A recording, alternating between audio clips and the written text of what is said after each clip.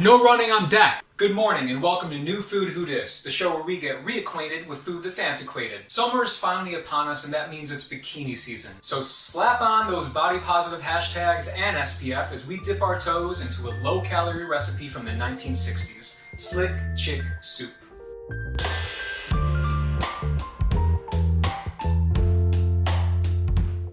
Nowadays, we are so lucky to have about 1 billion magazines, cookbooks, blogs, restaurants, whatever, that create dishes that are healthy yet taste good.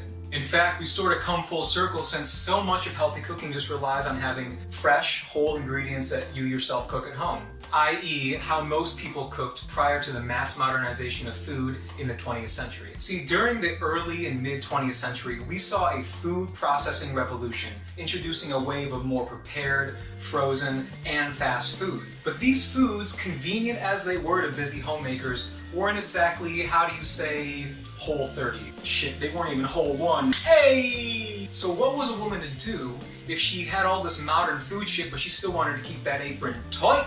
Recognizing this dilemma, Woman's Day included a low-calorie cookbook in this volume, and let me tell you, these recipes are a real bummer. They are the definition of lackluster, and perhaps the most unsatisfying, yet probably alluring sounding one, was a dish called Slick Chick Soup. Now to make Slick Chick Soup, you really just need some basic ingredients that any homemaker probably would have had in their kitchen at the time. We're gonna need 1 quart non-fat milk, 1 tablespoon instant type flour, 4 chicken bouillon cubes, 1 teaspoon instant minced onion, and chopped parsley and white pepper to taste.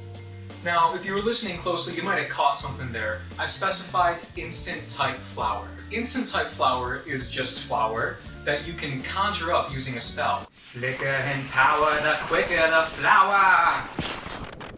Perfect. Now we have instant flour. Just kidding, you dum-dum. Instant type flour is a product of the aforementioned food processing revolution, and it's been treated so that it dissolves almost instantaneously. This was a great tool to have around, especially when you needed to make something in a pinch, like gravy, which was, and still is, the only form of smothering accepted by the general public. Anyway, making Slick Chick Soup is incredibly easy and very fast, which is perfect for those random moments when you're hungry, but you hate yourself because, as a general rule, women aren't allowed to have appetites.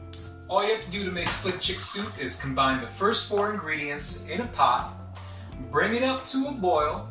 Once it's at a boil, take it off the stove, put it in a bowl, and then season with pepper and parsley to taste. Alright, taste test time. Put on my safety goggles. There's like a very noticeable skin on top. Honestly, it's not that bad, but it's also not that good. Okay, I really thought I would hate how it tastes, and it kind of tastes good. It sort of tastes like the liquid that's in a chicken pot pie, but let's think about why it tastes good. It's warm milk, and then, what else? Oh yeah, there's 4 fucking chicken bouillon cubes in it. In terms of texture, it's still really watery. I thought the instant flour would do more to give it a creamy texture, slightly thicken it. Oh, I just got some of the milk skin.